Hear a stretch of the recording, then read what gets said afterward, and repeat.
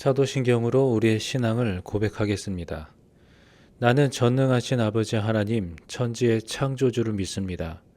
나는 그의 유일하신 아들 우리 주 예수 그리스도를 믿습니다. 그는 성령으로 잉태되어 동정녀 마리아에게 나시고 본디오 빌라도에게 고난을 받아 십자가에 못 박혀 죽으시고 장사된 지 사흘 만에 죽은 자 가운데서 다시 살아나셨으며 하늘에 오르시어 전능하신 아버지 하나님 우편에 앉아 계시다가 거기로부터 살아있는 자와 죽은 자를 심판하러 오십니다. 나는 성령을 믿으며 거룩한 공교회와 성도의 교제와 죄를 용서받는 것과 몸의 부활과 영생을 믿습니다. 아멘.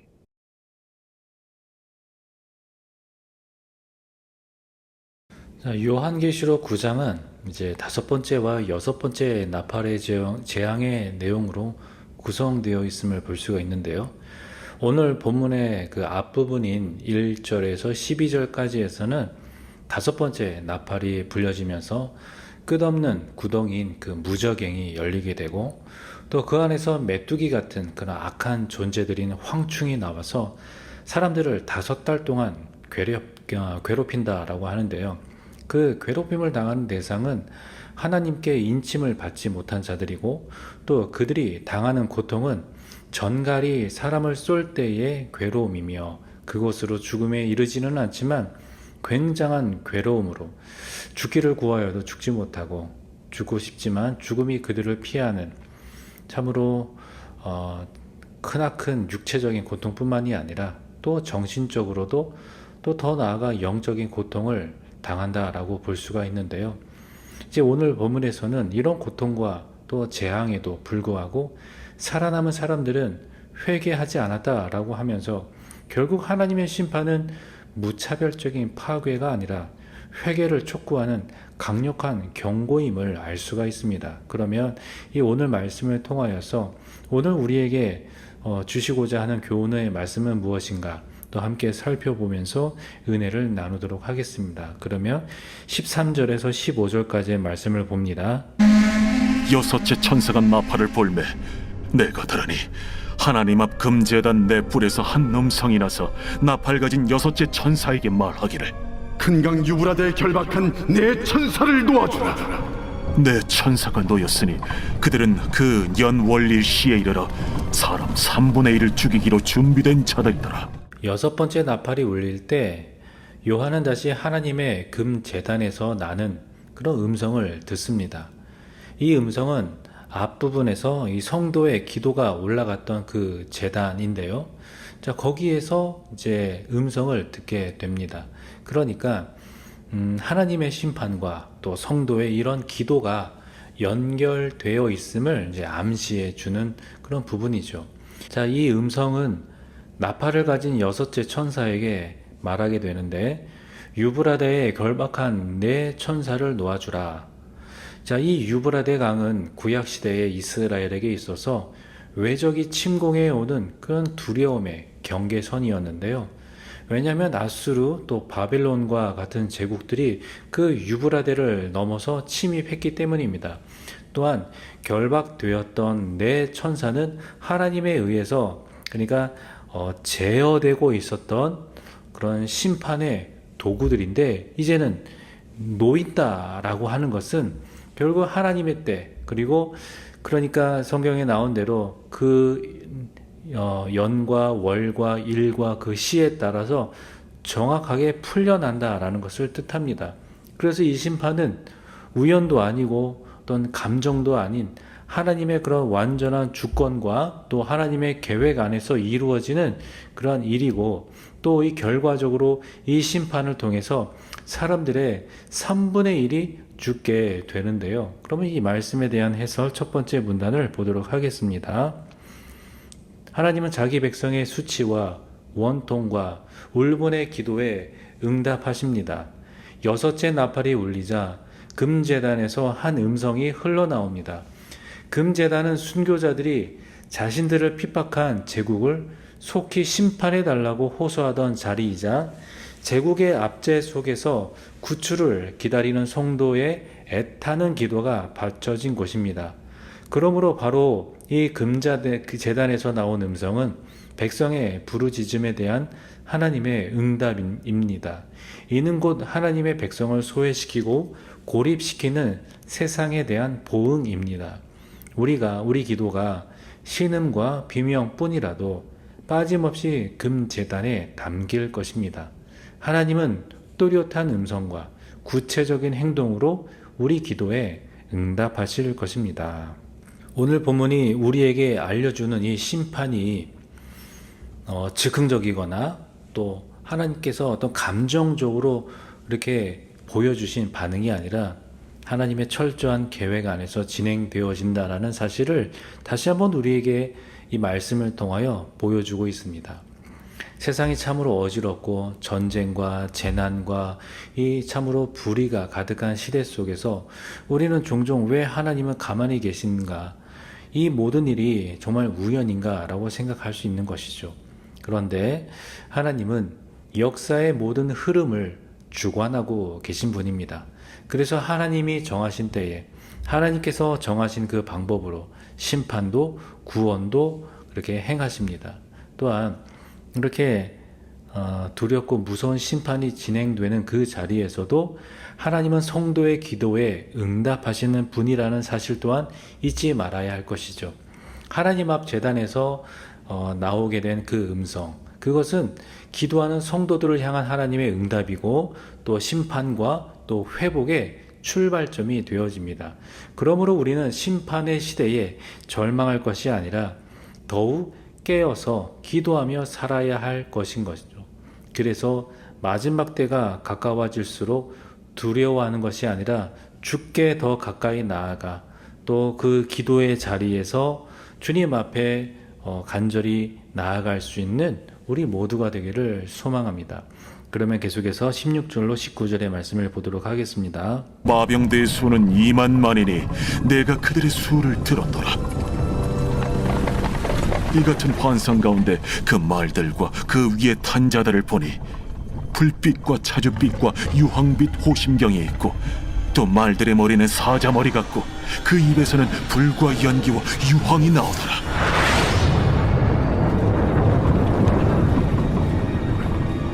이 세 재앙 곧 자기들의 입에서 나오는 불과 연기와 유황으로 말미암아 사람 3분의 1이 죽임을 당하니라.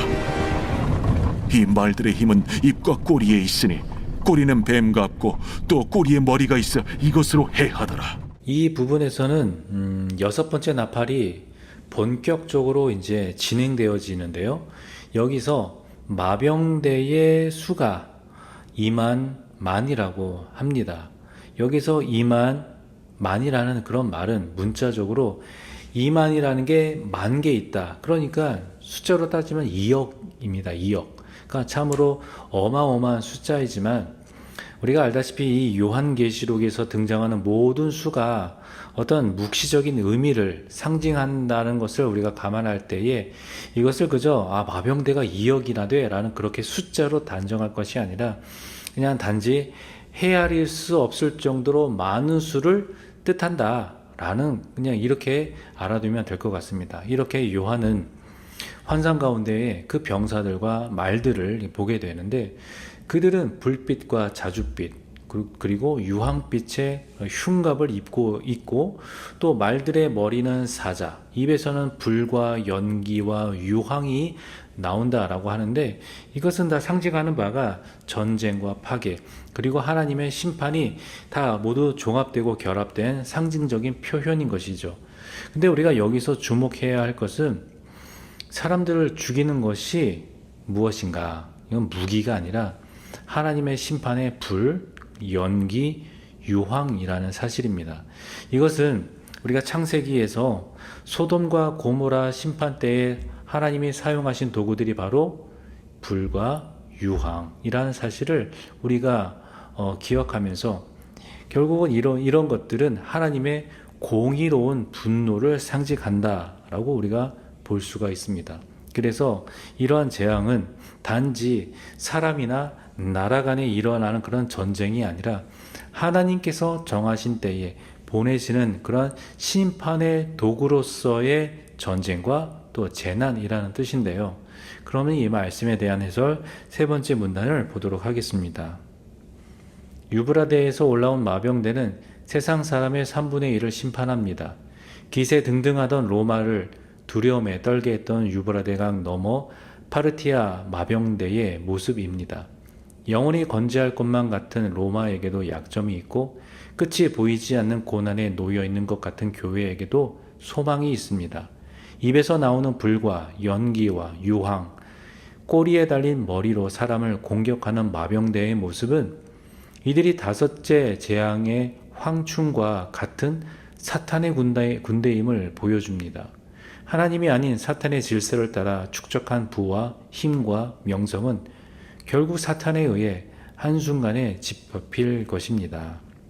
오늘 우리는 전쟁과 또 재난의 소식을 끊임없이 접하면서 살아갑니다.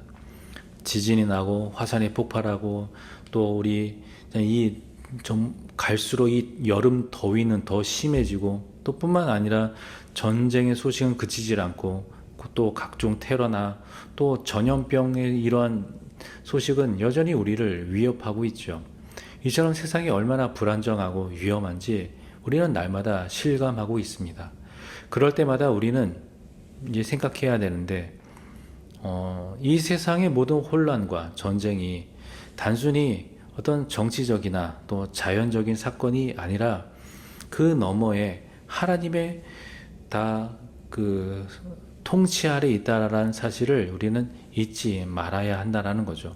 그러니까 결국 하나님은 이런 악한 것들을 그냥 지나치지 아니하시고 심판하시는 분이라는 사실과 하지만 그 심판은 어떤 의미 없는 그런 파괴만 일삼는 게 아니라 결국 그것을 통하여서 하나님께로 돌아오라라는 그런 간절한 하나님의 경고라는 사실입니다.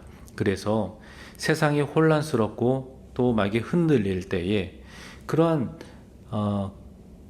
사건과 사고를 통하여 우리에게 경고하시는 그 메시지를 우리가 무시하지 말고 우리가 영적으로 깨어 있어야 할 것입니다. 그래서 이 세상의 거대한 전쟁과 재난 속에서도 하나님께 속한 사람은 결국 하나님이 보호하여 주시고 지켜주신다라는 사실을 기억하면서 이 시대를, 이 어려움과 고난을 단지 두려움으로 해석하기보다는 믿음으로 바라보면서 깨어 기도할 수 있는 우리 모두가 되기를 소망합니다.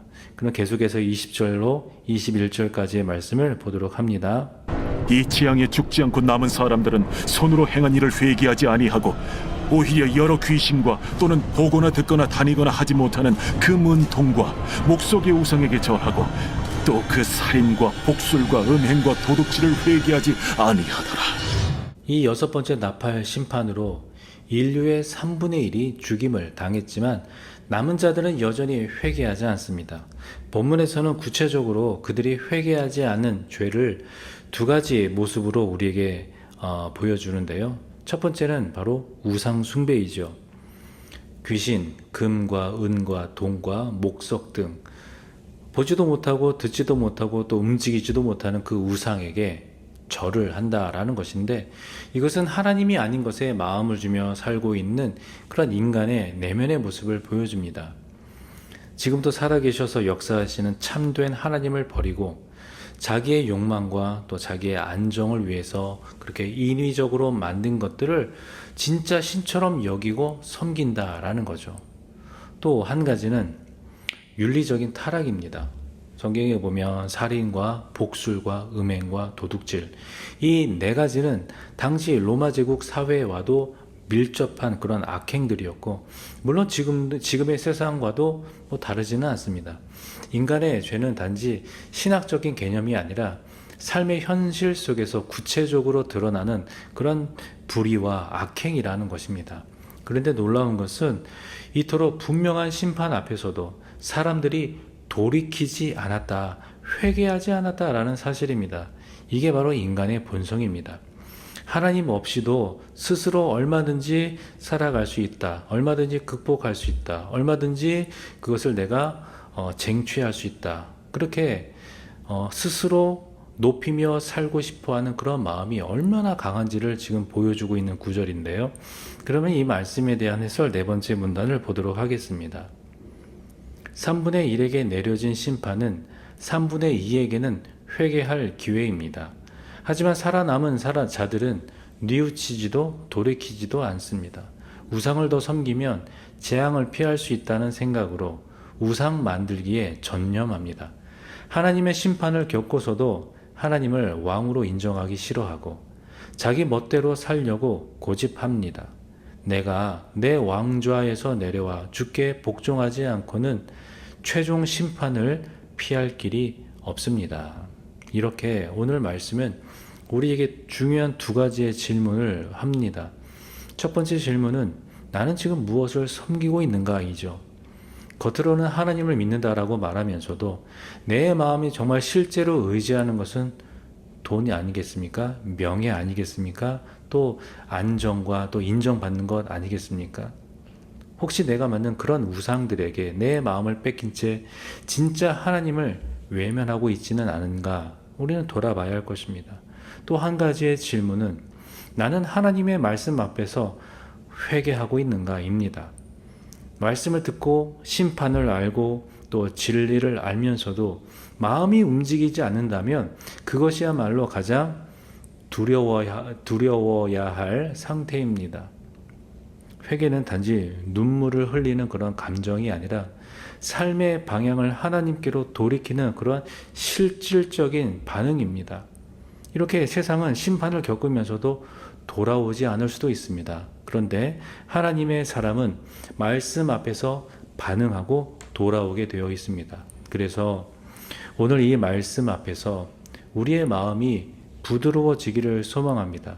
그리고 하나님의 부르심에 즉시 응답할 수 있는 그런 영적인 민감함이 회복되어지기를 바랍니다. 그래서 이 시대의 완고함 속에서도 우리의 마음도 굳어지지 않게 하여 주시고 이러한 작은 경고에도 우리가 주님께로 돌이키며 회개하며 주께 더 가까이 나아갈 수 있는 그렇게 깨어있는 우리 모두가 되기를, 그래서 그러한 믿음으로 오늘 하루도 주 안에서 승리하며 살아갈 수 있는 복된 우리의 삶이 되기를 소망합니다. 이렇게 기도하겠습니다.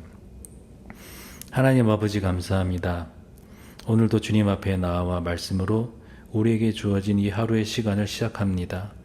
우리가 어디서 무엇을 하든 하나님의 영광을 위하여 살게 하여 주시고 참으로 이 혼란하고 어지러운 세상 가운데에서 우리가 무엇을 가장 최고의 우선순위로 두는가, 무엇을 최고의 가치로 여기는가, 우리가 마음이 흔들리지 않게 하시고 하나님께서 날마다 우리에게 공급하여 주시는 그 은혜로 말미암아 오늘도 믿음으로 승리하며 살아갈 수 있도록 주님 함께하여 주시옵소서. 예수님의 이름으로 기도하옵나이다. 아멘. 주님 가르쳐 주신 기도로 기도회를 마치겠습니다. 하늘에 계신 우리 아버지, 아버지의 이름을 거룩하게 하시며 아버지의 나라가 오게 하시며 아버지의 뜻이 하늘에서와 같이 땅에서도 이루어지게 하소서. 오늘 우리에게 일용할 양식을 주시고 우리가 우리에게 잘못한 사람을 용서하여 준 것 같이 우리 죄를 용서하여 주시고 우리를 시험에 빠지지 않게 하시고 악에서 구하소서. 나라와 권능과 영광이 영원히 아버지의 것입니다. 아멘.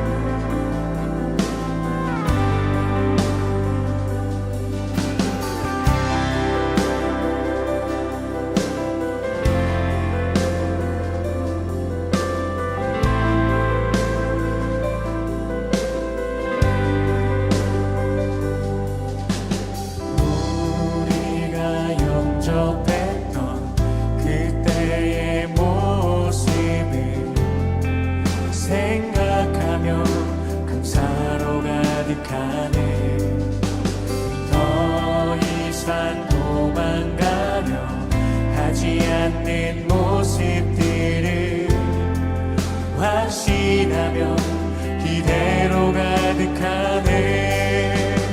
우리가 영접했던 그때의 모습을 생각하며 감사로 가득하네.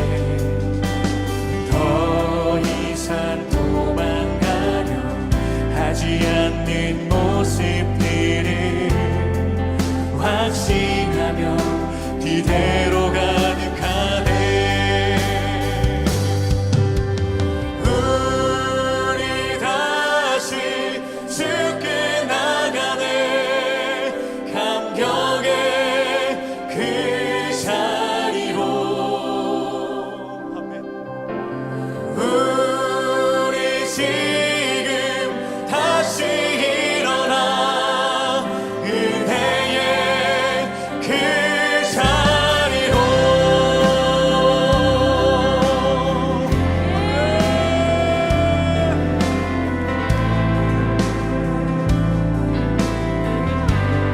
우리가 영접했던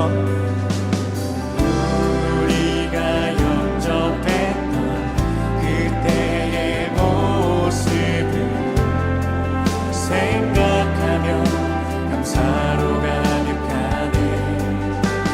더 이상 도망가려 하지 않는 모습들을 확신하며 기대